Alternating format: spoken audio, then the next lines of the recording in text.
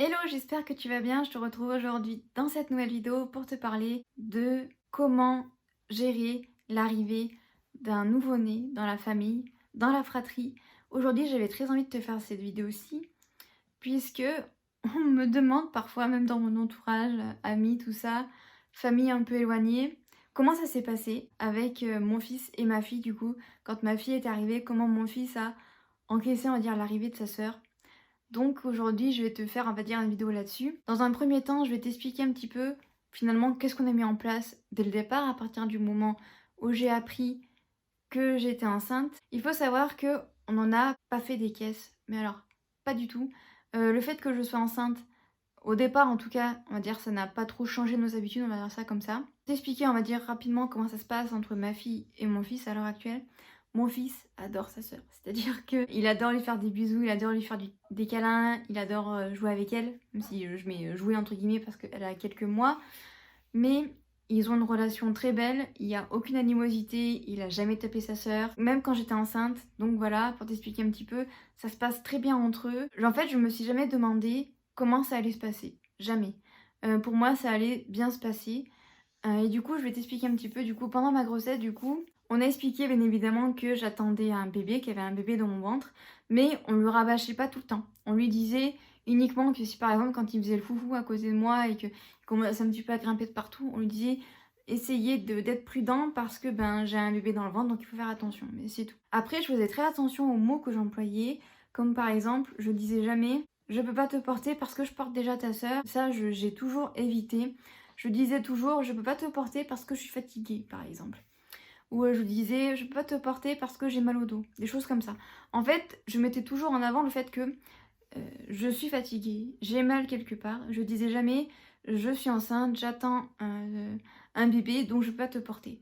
Parce que, bien évidemment, l'enfant va se dire, oh bah, si à cause de ce bébé-là, ma maman, elle peut plus me porter, et bien forcément, dès le départ, ça va créer des tensions. Donc, voilà, j'ai essayé d'éviter au maximum de ce côté-là. Bien évidemment, il y a une période où, en fait, eh bien, j'étais tellement fatiguée que je pouvais plus l'emmener au parc. Ça, pour moi, c'était très difficile.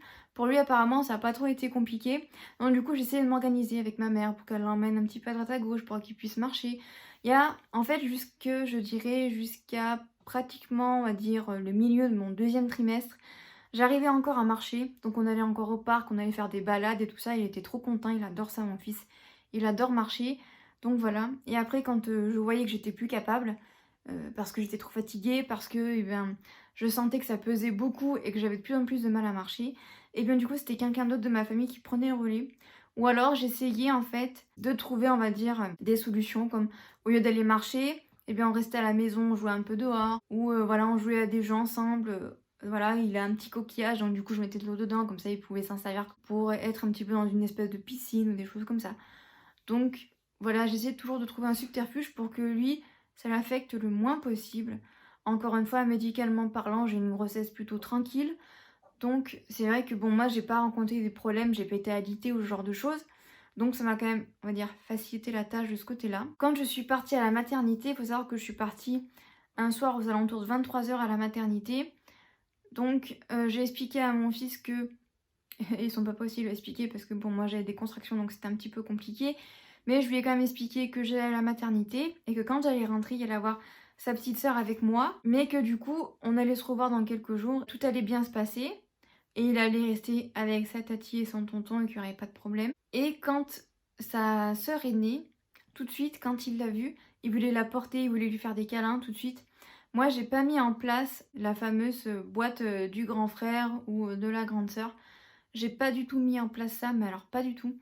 Je suis pas du tout friande de dire ah bah c'est ta petite sœur qui t'a ramené un cadeau. Non, parce que c'est faux, hein, dire la petite sœur elle a pas d'argent donc c'est pas elle qui va acheter le cadeau déjà. Je voyais mal en fait dire à mon fils en fait que sa sœur lui a acheté un cadeau, enfin non, ou lui a offert un cadeau, peu importe. Donc non, on n'a pas du tout fait ça, on a juste laissé faire les choses naturellement. Il faut savoir également que mon fils en fait était allaité, donc que ce soit pendant la grossesse et quand je suis rentrée de la maternité, il a repris son rythme et je pense que ça l'a beaucoup aidé parce qu'il s'est rendu compte qu'il avait toujours sa tétée comme il dit, donc du coup ça changeait pas ses habitudes et ça je pense que c'est important d'essayer au maximum de garder au maximum des habitudes. Quand je dis habitudes, c'est vraiment des habitudes importantes pour l'enfant. Comme lui, voilà, par exemple, la tétée, pour lui, c'est un truc super important. Donc voilà, c'est pour ça, entre autres, que j'ai pas décidé de le sevrer également. Je pense que c'est ça aussi qui a fait que ça a permis en fait de poser les choses. Je te remettrai de toute façon la vidéo par rapport à l'allaitement pendant la grossesse en barre d'infos.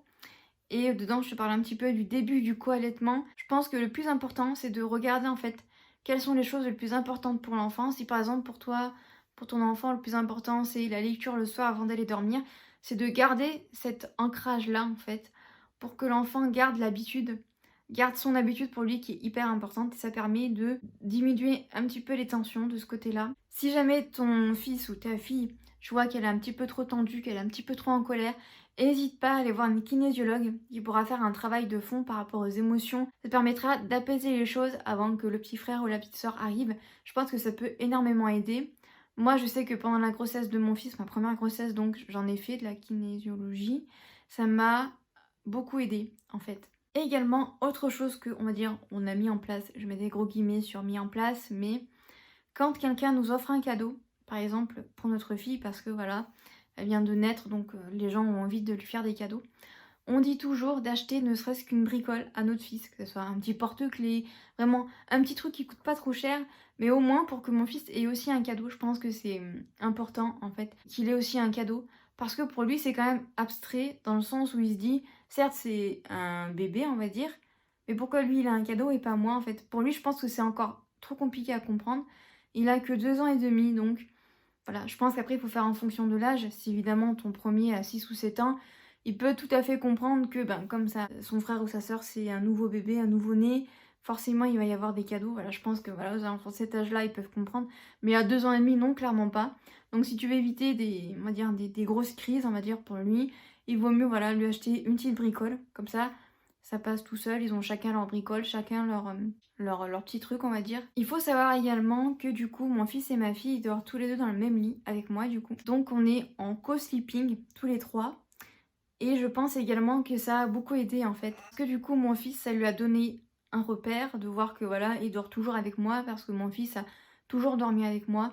Et il dort maintenant également avec sa soeur, mais pour lui, encore une fois, ça change pas de ses habitudes. Et pour ma fille, voilà, c'est important qu'elle soit proche de moi. Donc en fait, tout le monde y gagne. Il a vraiment une relation vraiment très belle avec sa sœur. J'ai vraiment aucun problème en tout cas pour l'instant.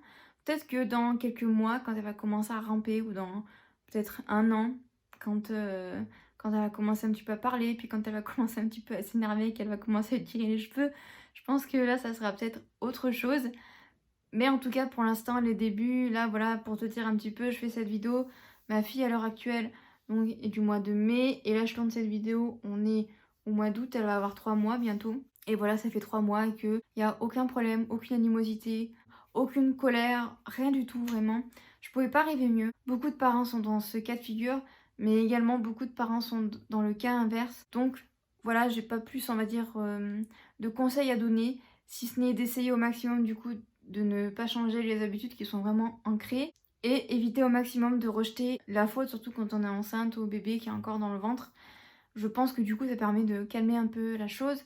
Moi encore une fois je le redis, mais je suis dans une démarche d'accompagnement respectueux et je pense que ça aussi ça change beaucoup la donne. Je pense encore une fois, je ne sais pas si c'est vrai, mais en tout cas voilà, je pense que de ce côté-là, ça doit beaucoup jouer également. Donc voilà, j'en ai terminé avec cette vidéo. J'espère qu'elle t'aura plu, j'espère qu'elle t'aura aider également. N'hésite pas à me dire en commentaire ton expérience par rapport à tout ça, si toi aussi, eh bien, tu as plusieurs enfants et que l'arrivée s'est plutôt bien passée ou au contraire c'est mal passé. N'hésite pas à me dire tout ça en commentaire, histoire qu'on en discute.